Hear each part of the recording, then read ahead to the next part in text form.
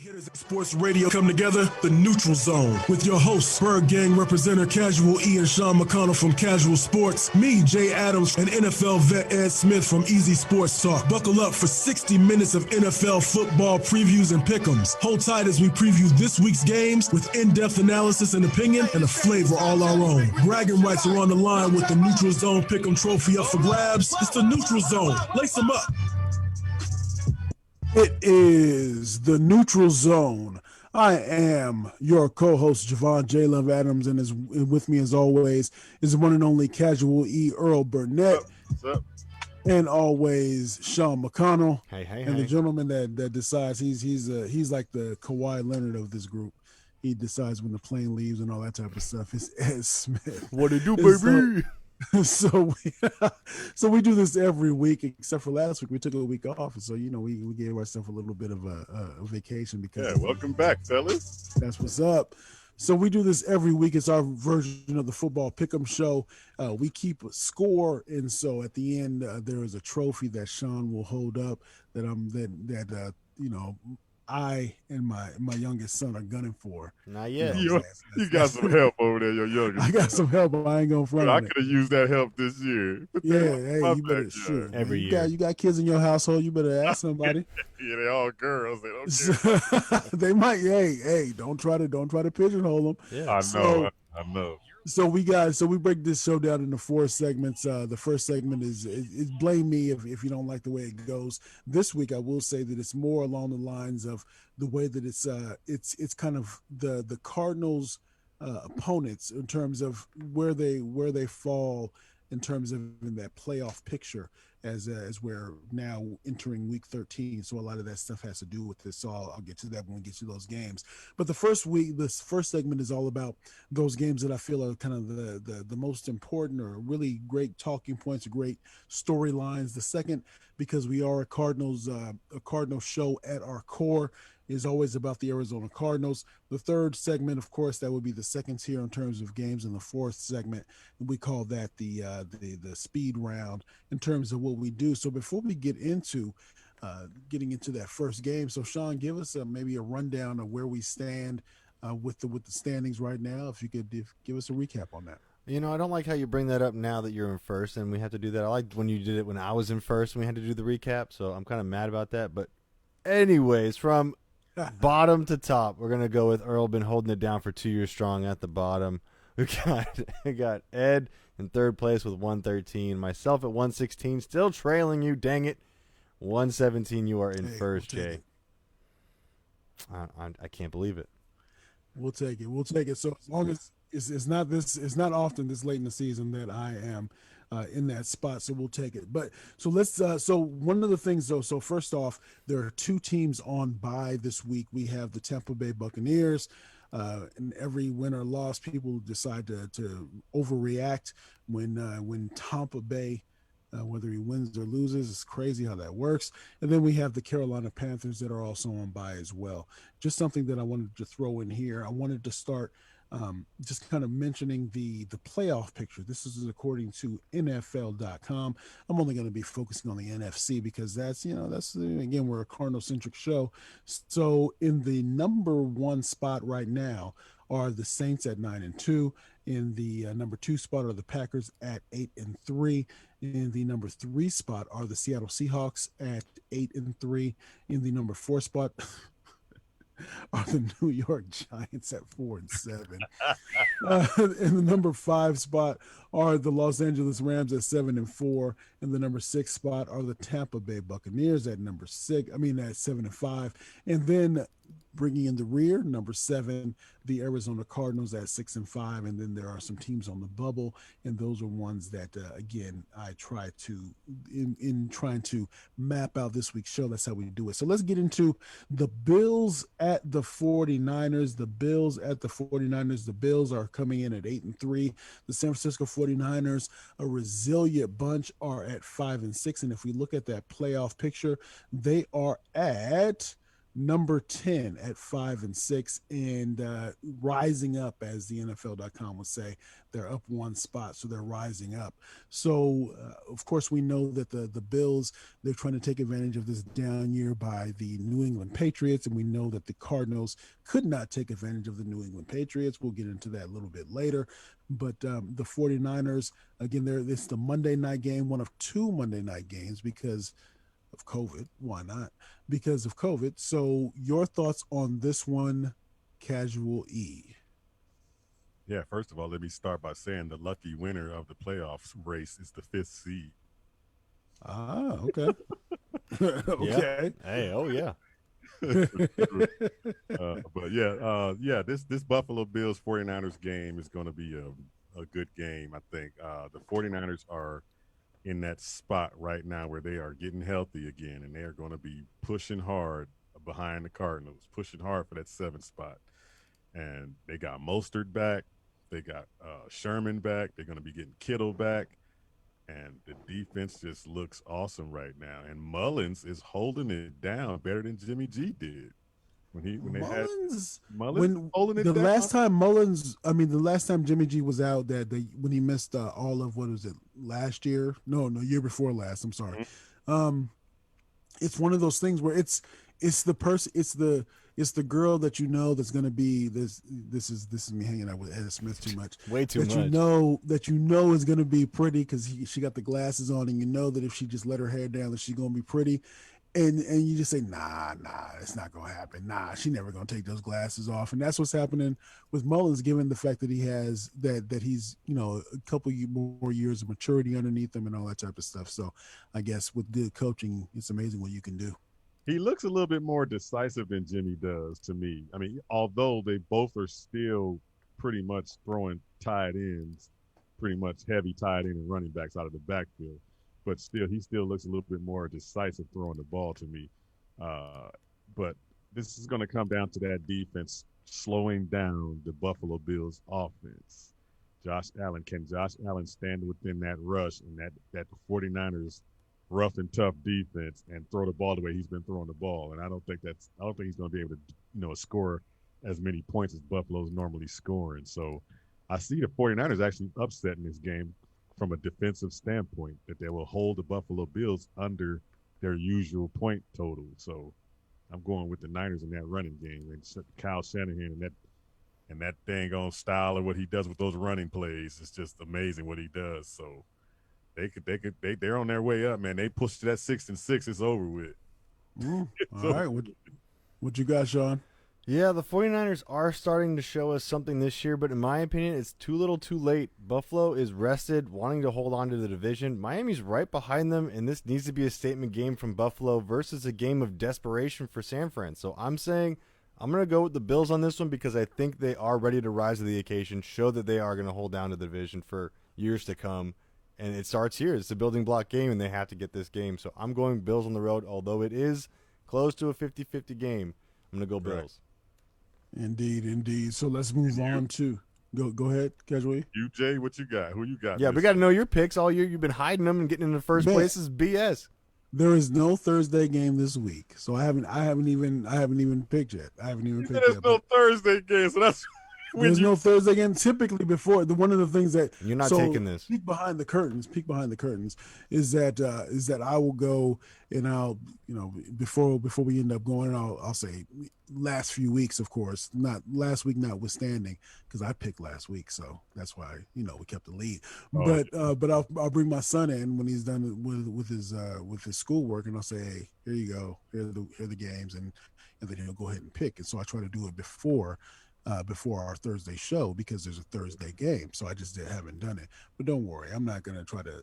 I'm not the Ed Smith, Sean McConnell trying to be the chess move to you pick this one. Oh my goodness, this one. I don't do that. I just pick the games because I pick the games, and that's how it goes down in the streets. Oh my God. Don't worry about that. Get out of here. Don't worry about that. So we gonna get into it. But I will say I'm probably leaning more a little bit towards the Bills in this one. I will say. The Bills. So when you ask me, I'll give you my thoughts. I ain't scared, fool. I ain't never scared. So I'll go with the Bills in this one. But so we got Browns at the Titans. So the Browns are Sean's Browns. Woo!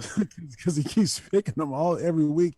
They're 8-3 going against the 8-3 Tennessee Titans.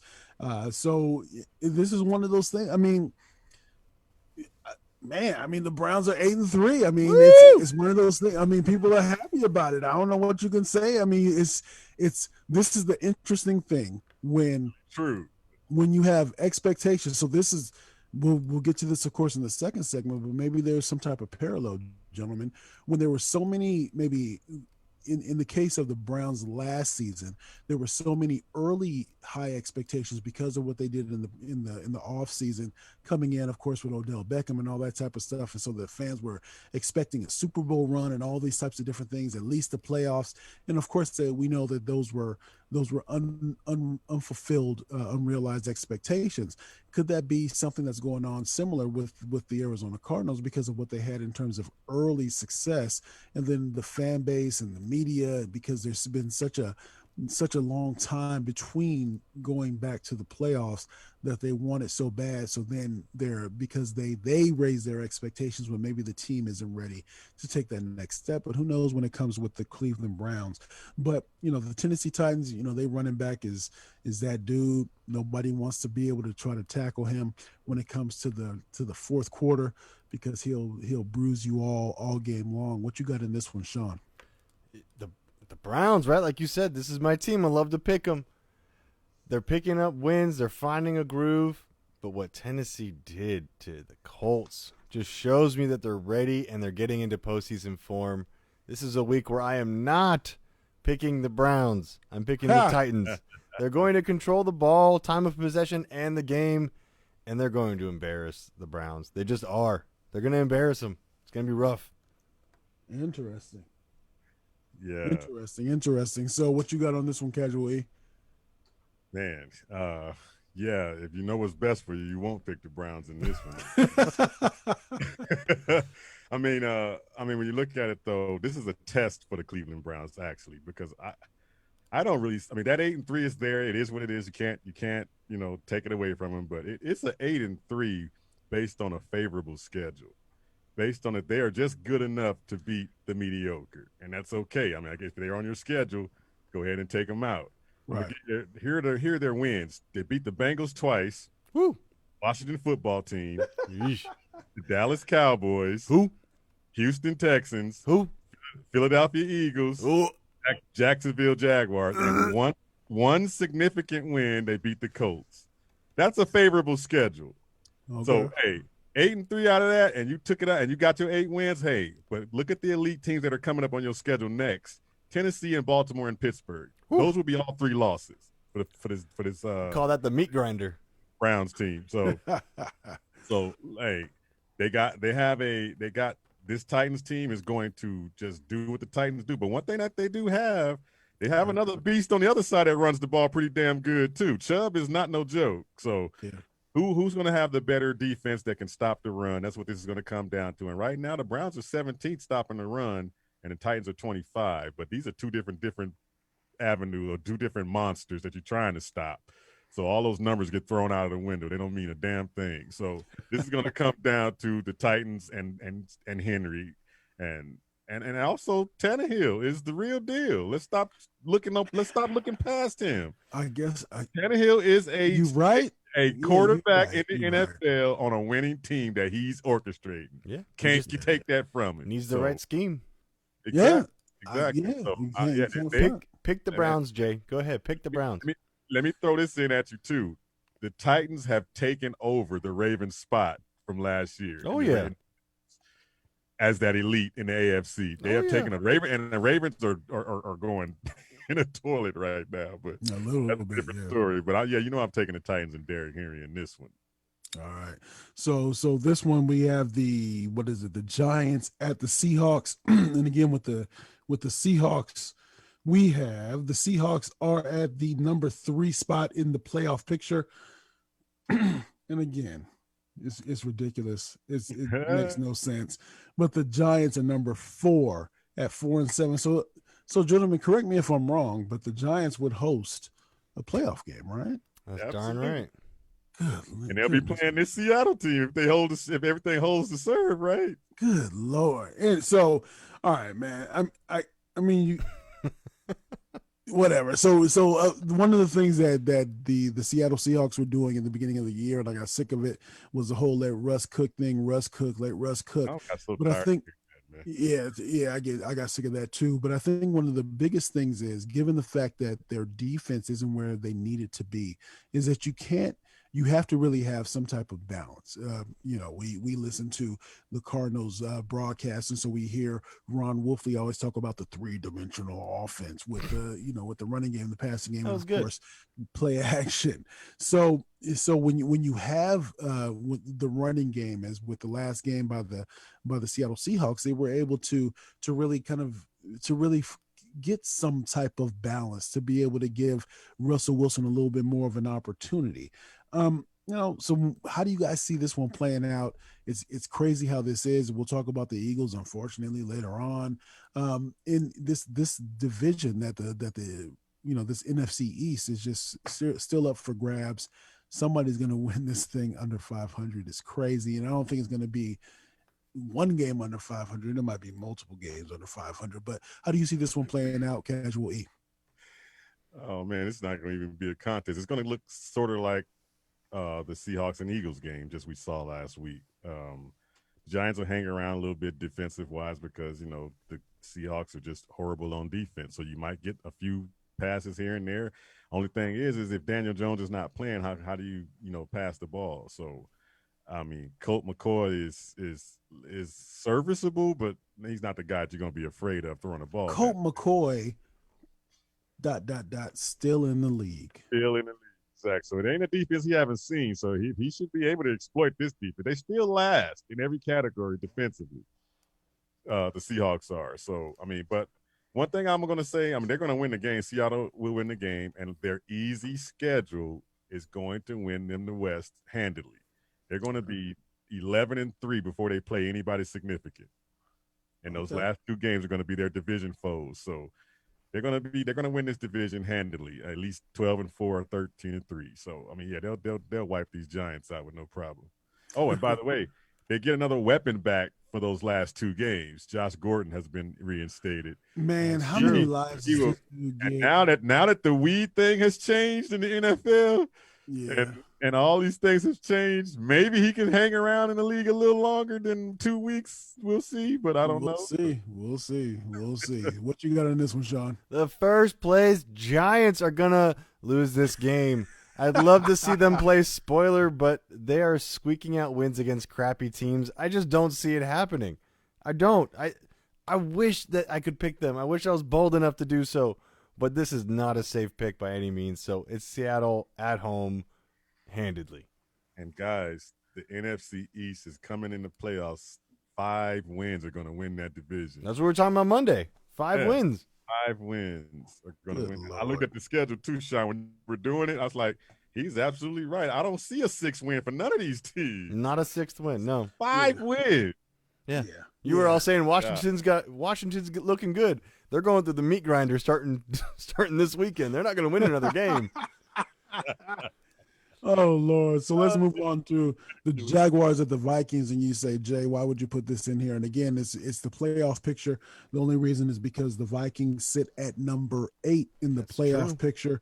Again, they've as of late, they've been, they're winning a few games. If the Cardinals continue to stumble, then that they could have the opportunity to move up and really take and really take one of those last remaining playoff spots. So the Jaguars at the Vikings. The Jaguars are 1-10. 1-10, and the Vikings are 5-6. So again, Kirk Cousins is always the key, not because how great will he play. It's just, will he play great? Will he play good? Will he play good is the question. Your thoughts on this one, Sean? Don't get me wrong. This is totally a game that Minnesota could lose. This is totally their type of trap game, right? It'd be typical for them. But I can't in good faith pick it. I'm trying to win this thing. I am not trying to lose this thing on some stupid calls. I'm not stupid, right? Minnesota's gonna use Cook until his legs fall off and seal the game. That's what I got. Casual E, what you got? Yeah, your vocabulary is a little bad there, Jay. They'll be gooder, not good. Oh, geez. I hear you. No, I'm just joking. Hey, Right. yeah. Oh, this is what I told y'all from day one what the Vikings do every season. They Yeah. lose, start looking like crap early, and Yeah. they come on like gangbusters late. And they are in that mode of making that push again. But the last of their schedule is a little tough. I don't think they're going to make it. They're going to lose at least another 2 games, so they'll finish probably 8-8, and then they won't make it. But Bucks, Bears, Saints, Lions, so no go there. But they'll beat this Jacksonville team with no problem. So we have come to the end of the first segment. So we are going to take a quick break, and we're going to dive into the matchup between the Rams at the Arizona Cardinals. We'll be right back. You are listening to the Neutral Zone right here on the hottest internet radio station on the web, KSRNAZ.com.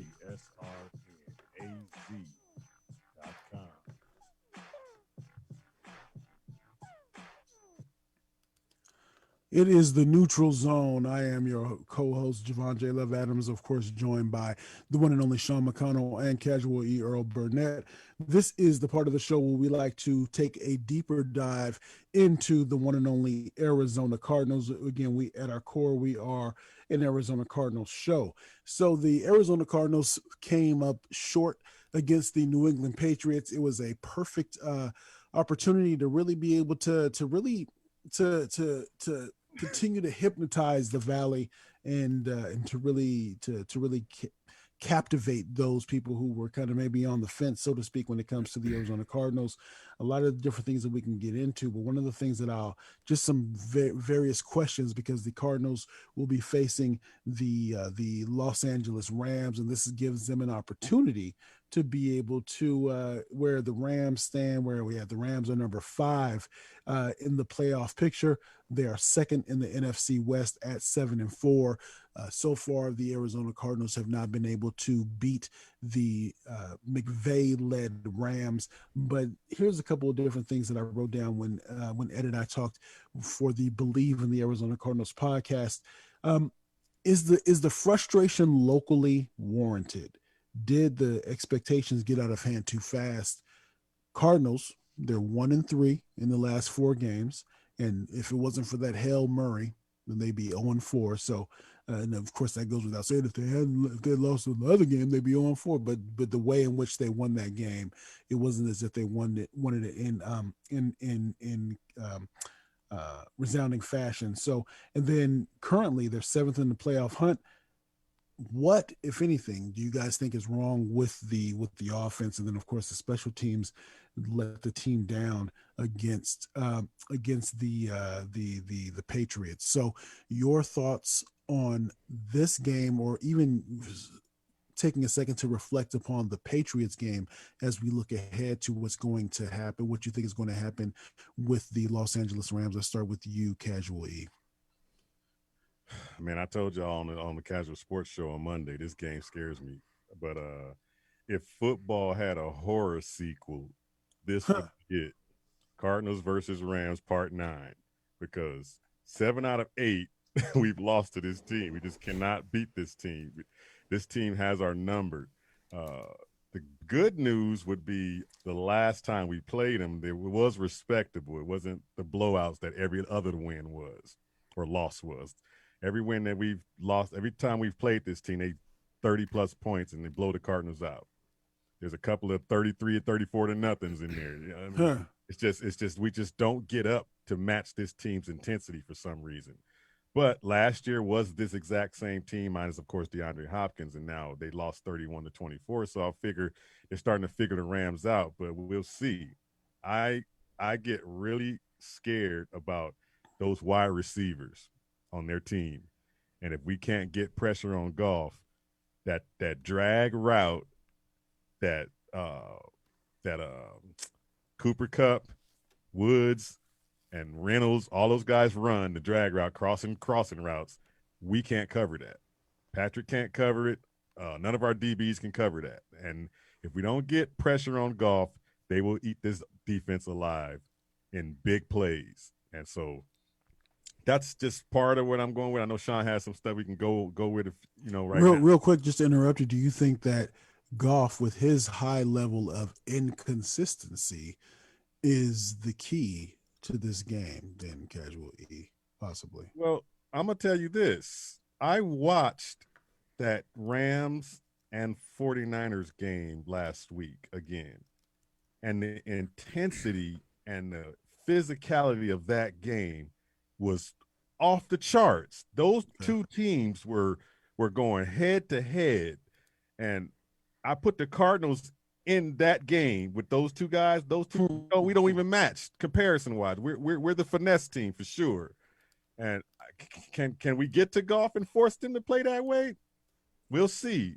But the Rams are physical. They got bullies on defense. Ramsey and Aaron Donald are bullies on defense. They come with everything. They come with trash talk. They come with everything. They back up the trash talk with being just bullies on the field. And if you don't match their intensity, if you don't match them like the 49ers did, just stood up to them and matched them, you're going to be that same little kid getting your lunch money stolen from them every day as the bully keeps punking you. And the Cardinals are being punked by this Rams team. And sometimes it doesn't matter if Goff is on or off. We've gotten interceptions from Goff before in plenty of games. It's going to come down to us stopping that running game and us being physical with them the way I saw that 49er team physical with them. So I don't know if we got that in us. I mean, especially with the defensive people we're missing on defense, and this game's going to come down to just heart, man. It's going to just come down to heart. All of December is going to come down to heart for this team. Do we have the heart to stand up and stop having the stupid penalties that kill drives, stop the bad play calling, and stop the excuse making? We missing defenders and stop all of that. It's time to just man up and do what you got. Do what you got to do on both sides of the ball. So, yeah. So, Sean, before I get to you, one of the things that I know that I've pointed out a few times, we've had discussions about this particular player last couple of weeks. I think it looks like he's starting to play. He's the player that we thought he could be is Isaiah Simmons. Your thoughts on how he's played, at least over the last couple of weeks, in his performance, and then, of course, break down the game and what your thoughts are. Yeah, for me, Simmons is all that is advertised. To me, it was a matter of him getting up to speed with the game and Vance finding a place to put him, right? Because you get this guy, and he really already has the label on him. He's a Swiss Army knife. Okay, well, where do I put him? How do I use him? They're finding ways to do that, and it's just great to have some speed when we need it, when a route breaks, and he's there, and he's bringing the heat. Now, obviously, if he was a little shorter, he wouldn't be getting helmet-to-helmet calls like Buddha. You know how, because Buddha comes up to your knee, so he doesn't ever get the helmet-to-helmet, right? So it's a good sign. It's just, he's going to learn that stuff as the game goes on. Expect some rookie penalties here and there. Hell, we have 5-year guys that are still making tons of penalties. So I'm going to give Simmons some slack on that one. But this game is a tough one. It's a real tough one to me. I can't make a lot of sense out of the Rams this year. They're up one week, down another. I'm just reading an article. The Rams are 1-4 when Goff is blitzed more than 20 times. But I saw another stat in the game last week how he turned it around and was doing well against the blitz. So I don't know what we do with that. Do we blitz him heavy? Do we not? Do we stand back? Do we maybe, try to zone it up and accommodate for all these wide receiver trees that they're going to be throwing at us? I'm not sure. This matchup almost feels like pretender versus pretender. Neither team can go all the way this year, in my opinion. Neither team's going to the Super Bowl. They're not ready yet. They're maybe a year away each. The bigger thing for me is that this Cardinals team has consistently shown resolve. Down in games. They're always down in games, right? And they find ways to come back. They may not always win it, but we've only had one loss more than 7 points. Just one.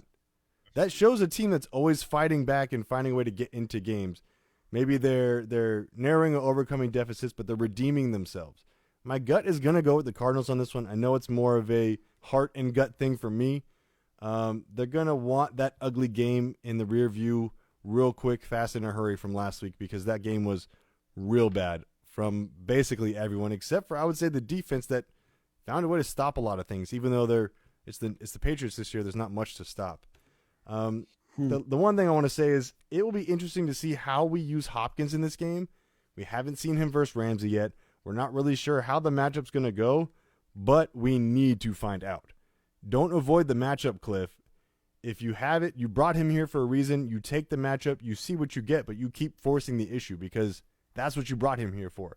What Earl and I talked about last week is you bring Hopkins and he goes up against Gilmore, right, last week. Mm-hmm. And you hardly even target him like you're just expecting that to be nullified. No. You let Hopkins get what he can get, and if he can't get anything, then change your game plan. Then find new ways to get him open. Yeah. But give him a chance.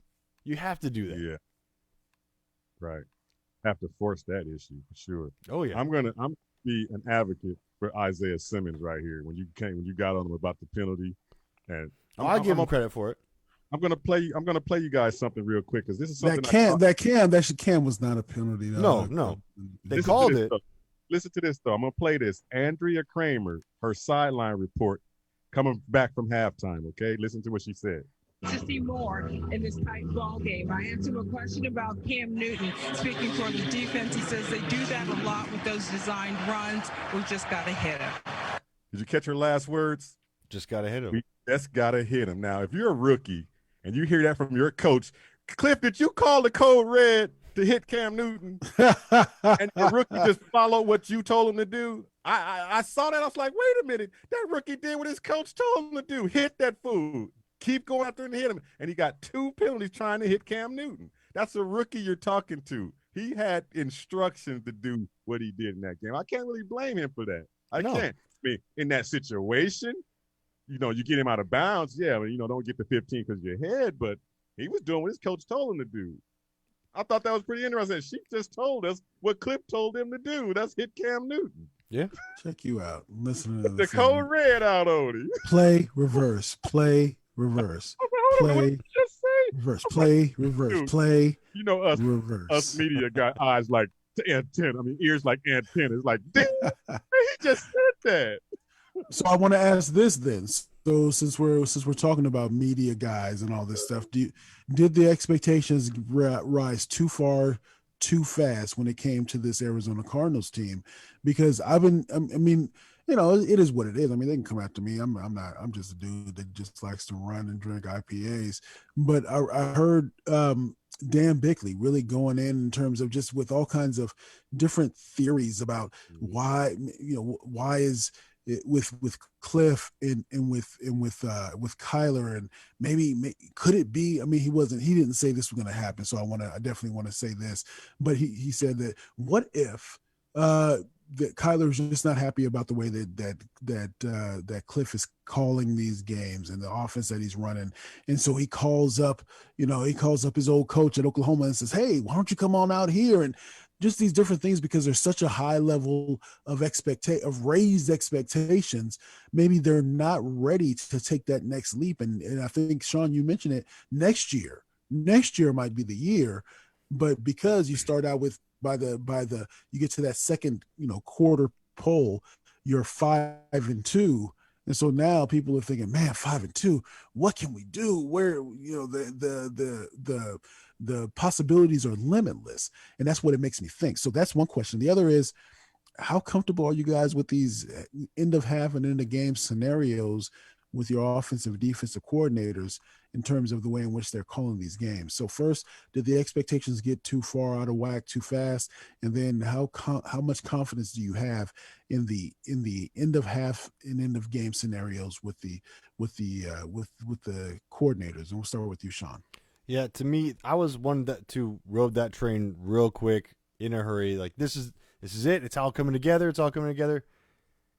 And then you start to see where we're at now. And I look back, the writing was on the wall with the losses to Detroit, obviously New England, Miami. These are teams that you're going, why did you lose to these teams? Yes, they're close, and they could have gone the other way. But even if we're really going on a realistic filter and looking through all these games that are all close, you were close with Miami, you were close, and you won, but you were close with Miami? These things aren't matching up. Yes, you beat the Bills. Yes, you beat the Seahawks. Yes, you beat San Fran in week 1, which was supposed to be a big deal back then. Who knew what was going to happen throughout the season? But the writing was on the wall, actually, who we knew what this team was, and it's inconsistent. This team is only going to go as far as Cliff will go. The problem is he is a second year in the NFL ever guy. Like Earl says, not an assistant ever. Right. Ever in the NFL. Second year. So I think Cliff's like 5 years out from being a good coach. Problem is, Kyler doesn't have 5 years to spend.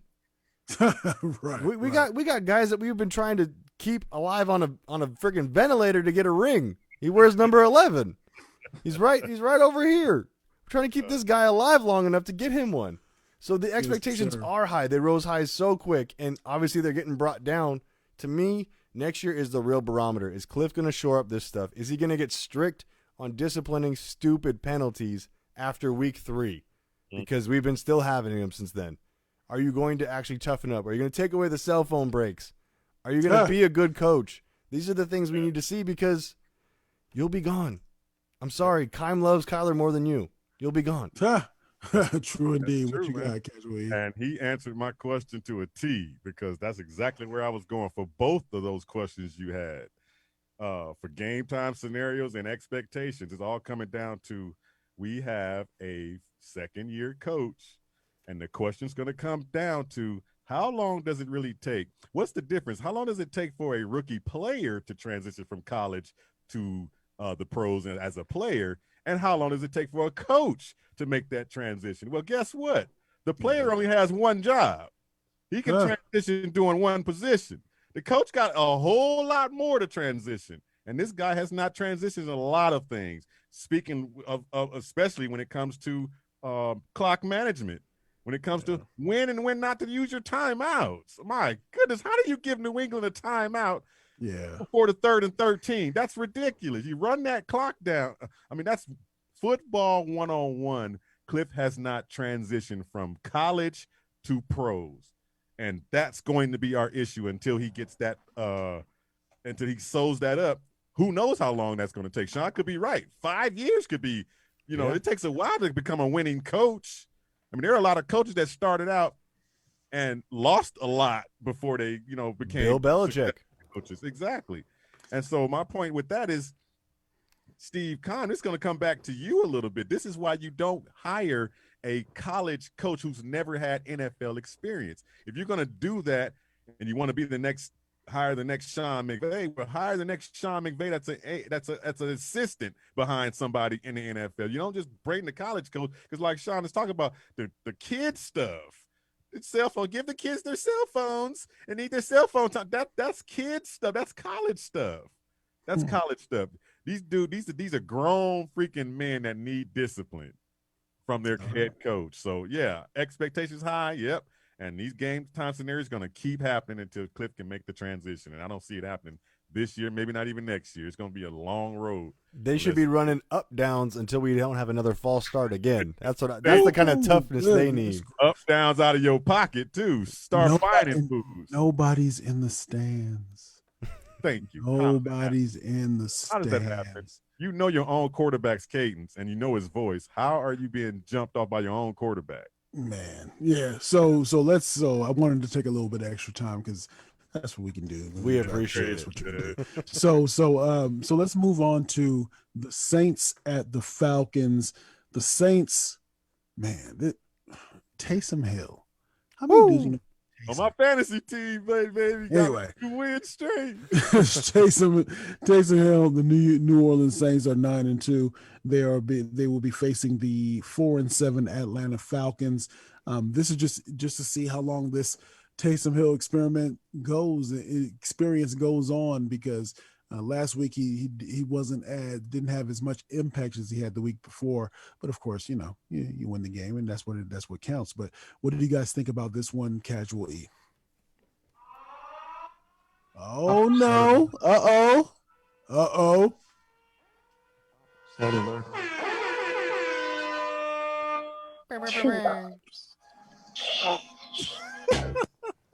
Upset alert. Here is Hotlanta on defense first, not offense. Say what? Hotlanta is hot on defense right now. and you add the offense to it, they're a complete team. They've been balling, man, and you without Drew Brees, you can't put up the points you used to be able to put up. Taysom Hill can't throw that ball down the field the way Drew can.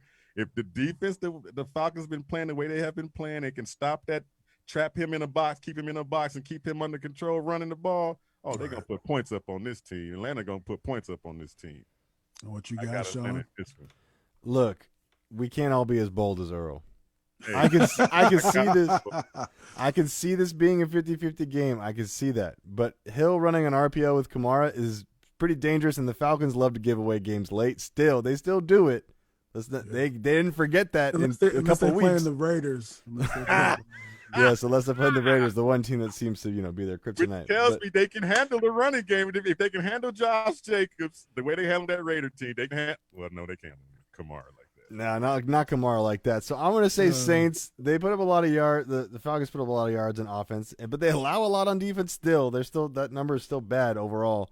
This track meet will be one for the ages, but I still see New Orleans having the edge late. So I'm going to go Saints. Won't be a track meet on New Orleans side. Atlanta gonna put up quick 3 touchdowns, and then you're gonna put Taysom in at Taysom's gonna be defensive back. He's gonna be kick return. He's gonna be punt return. He's gonna be the kicker. Taysom Hill's gonna do all the points. Tight end, wide receiver, tight end. Yeah. That's what he do. And make the play call. Yeah, exactly. Why not? So, let's go to Lions at the Bears. The Lions. The reason I have this in the third segment because otherwise it would not be. Lions are 11th. In that playoff picture, and the Bears are 9th in the playoff picture. The Lions are 4-7, and the Bears are 5-6. You know it's bad when you coach, and I'm talking about the Bears coach, Matt Nagy, where he's talking about we know what's on the line here. Play with some pride. In other words, he's saying I might get fired if we don't win. Come on, y'all. Fight for me. If you don't fight for yourselves, do it for me. Do it for my family. You met my daughter. Do it for them. But we know the Detroit Lions, they fired their head coach and their GM, and I'm surprised that it lasted that long because especially when you use a laminated sheet and you have a pencil, it tends not to work. So what are your thoughts on this one, Sean? That was good. I'm going to give you that. That was good. Laminated sheet with a pencil. Look, it doesn't matter how much Nagy nags. This is an ugly matchup, no doubt. The Lions have consistently found ways to disappoint their fan base. In Chicago, fans have finally packed their jerseys away until next year like they're supposed to. I still believe the Bears are dead in the water with this quarterback situation. And on that alone, I'm going with Detroit in this one. I might get the loss here, but betting against Chicago all year long has done me well so far. So I'm going to keep doing it. There we go. What you got, Casual E? If you are a coach that's trying to volley for your job through the media and you put your team under the bus, guess what's going to happen when they go back out on the field the next time? Lay down. They're going to lay a fat egg for you and say, see you on the way out. Don't let the door hit you on the way out. Exactly. I guarantee you Detroit's going to win this game. I guarantee it. So let's move on to Washington football team. Goodness gracious. Now, correct me if I'm wrong, but didn't the Washington football team lay it down on the Cowboys on Thanksgiving? That was ridiculous. It was great. Anyway. It was great. Yeah, it was. And then we got the Steelers, and this is a Monday night game.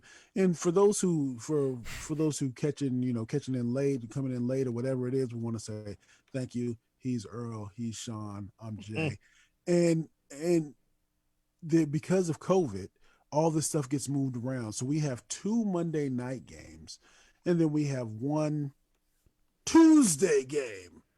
And so that's how we go about this. But so Washington football team, Steelers Monday, that is the Steelers are coming in at 11-0. The coach saying that it was that they sucked.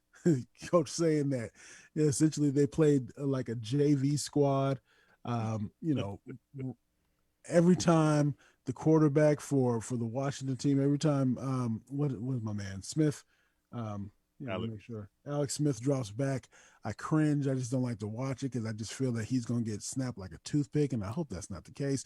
But anyway, what you got in this one, Sean? Look, you can argue that this is the Steelers' first real test against a good defense. Washington is a sneaky good defense that can keep them in this game for about, let's just say, 3 quarters. the Steelers are going to win at home, but they'll certainly be pressured, and you'll see some flaws. So look out.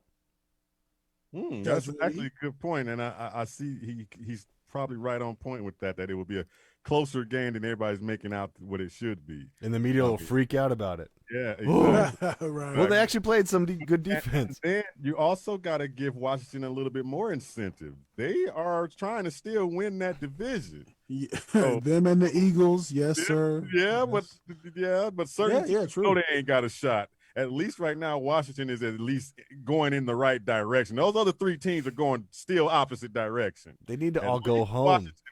At least Washington is at least turning the corner a little bit, meaning facing the right way. You know what I mean? The Cowboys are still laying down on the floor, face down. Exactly. But you said,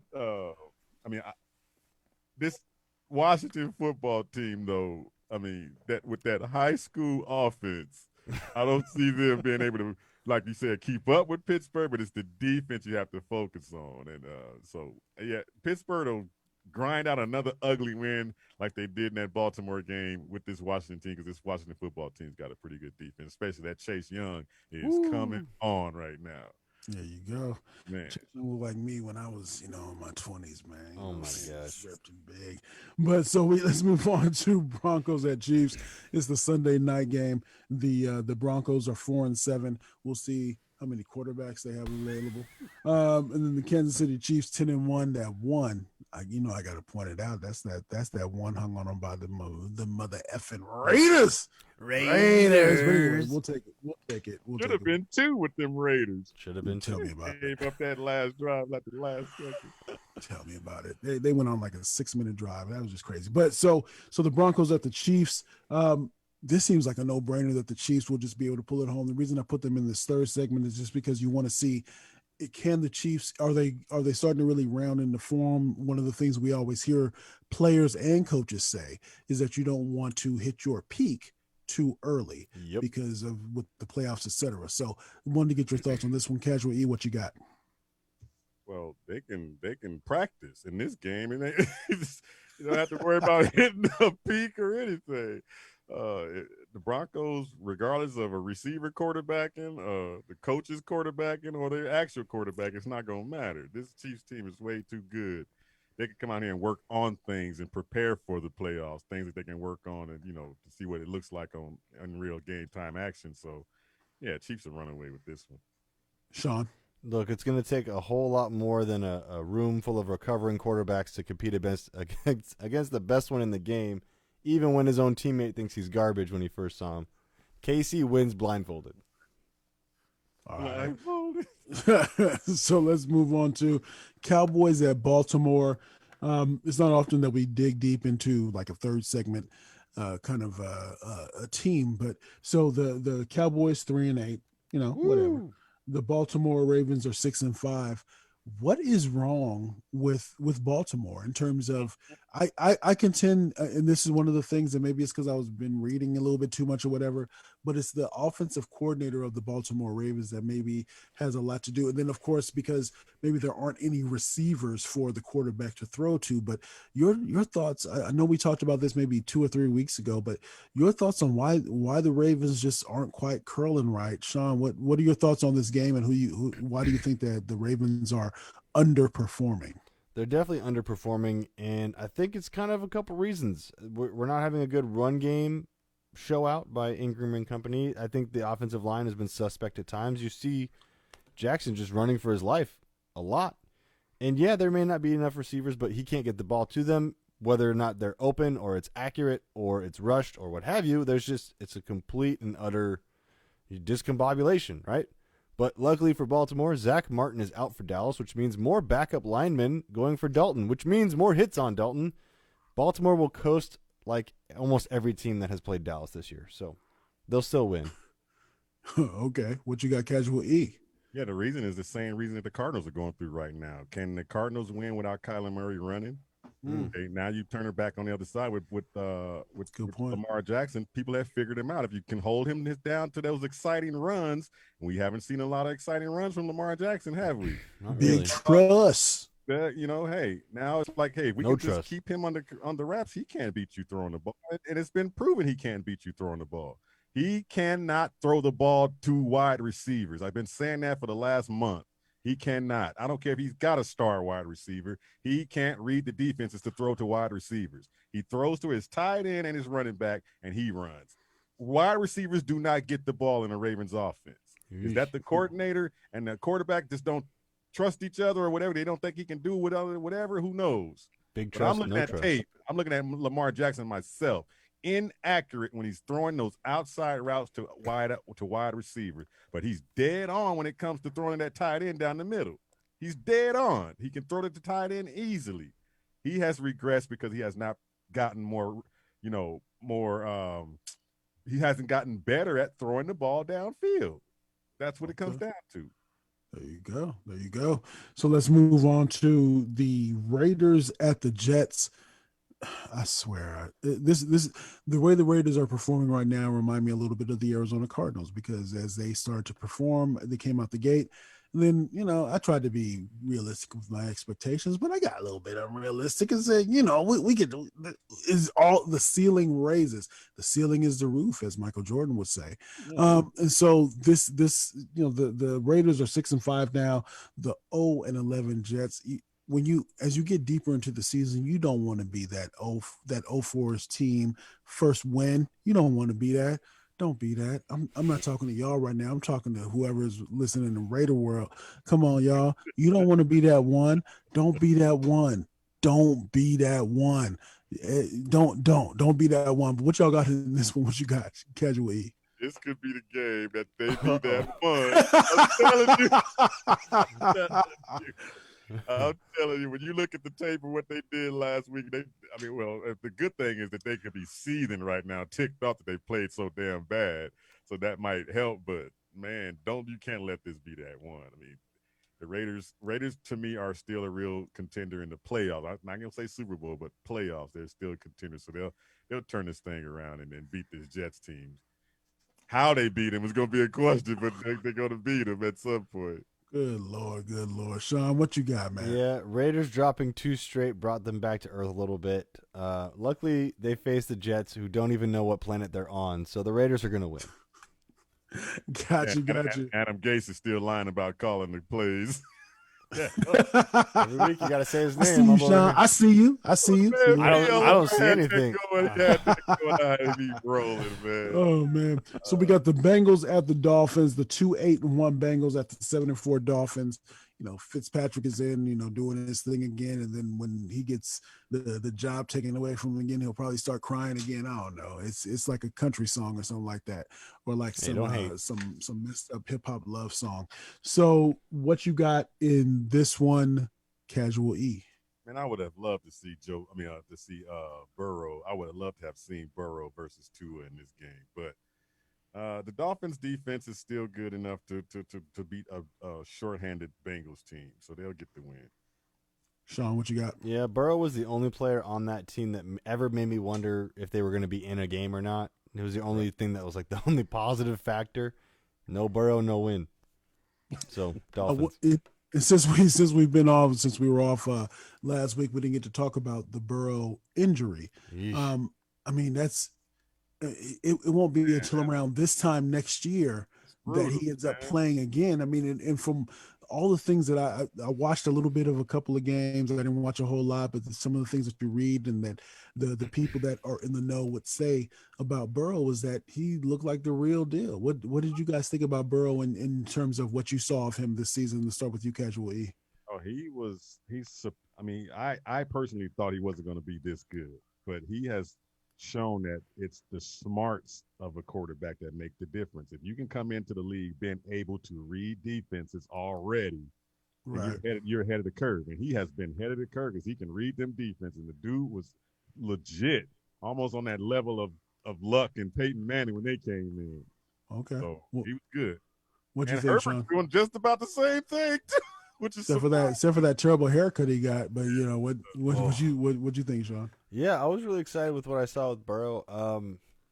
Obviously, it's always hard when a team picks a quarterback over every other piece of need that they have because they have literally every other piece of need. So He's going to take a lot of lumps for a long time until they're good, but he'll be really good by then. So I guess that's what they're going for. Hopefully he'll recover soon because 2 ligament tears are really bad. Indeed, indeed. So let's move on to the Colts at the Texans. The Colts are 7-4. The Texans are 4-7. I think Fuller got busted for PED for PEDs. The wide receiver on the Texans.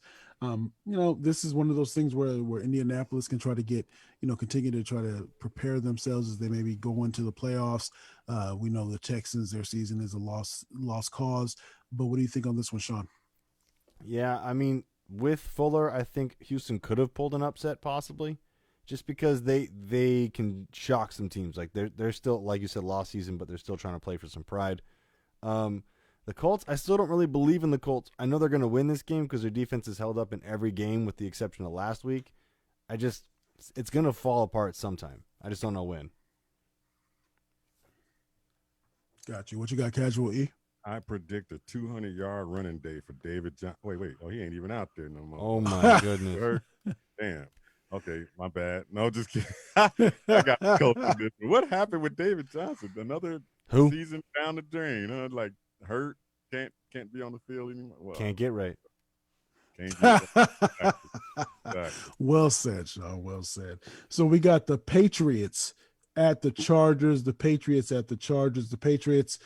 they should be 4-7, but they are 5-6, and the Chargers are 3-8.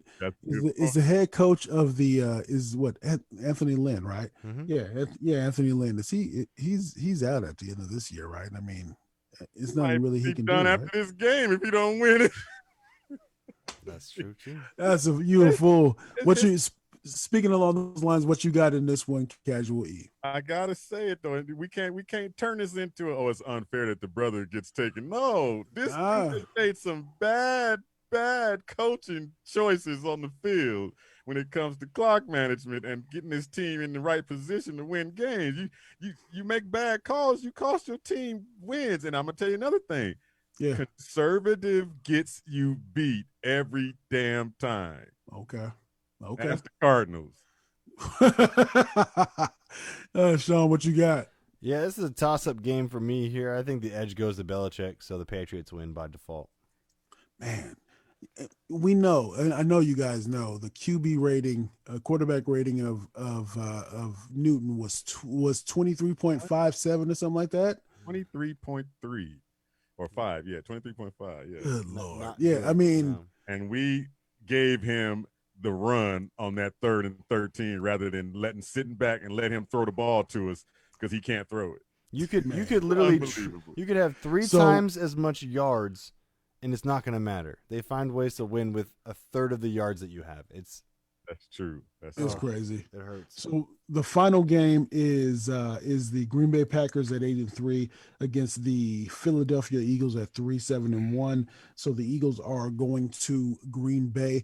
One of the things that I saw last week with Carson Wentz, because I did watch a little bit of that game, there were so many times where the out route, where the receivers on the outside were open in terms of all he had to do was kind of throw it up. I mean, just really loft it up and do his thing, but he didn't even look their way and instead would look inside or kind of maybe throw it down to the running back or something along those lines. That sounds like to me it made me think of a quarterback that is just that's just had too many people in his head. But your thoughts on this game and how you think it'll play out, Sean, what you think? Yeah, I mean, real quick on Wentz, I think too with that he had a bad knee injury too not too long ago. He might just have the yips of it. But maybe I'll ask you guys this: what hurts more than losing to the Packers? Man, what hurts? Still not knowing what Hurts can do for you. Oh, might as well play him. Oh, I'm just saying. Are you crazy? Oh my goodness! And that's how long you been sitting on that one? That's his walk off right there. What you got? What you got, Casual? What you got, Casual E? I'm gonna go back to what Sean was talking about with Belichick real quick. Belichick would have won with that Broncos receiver Stinton. Oh God, his quarterback. You're right. But anyway, you're right. I have a hard time watching Carson Wentz play quarterback. I'm sorry. So does Philly. It just pisses me off watching quarterback.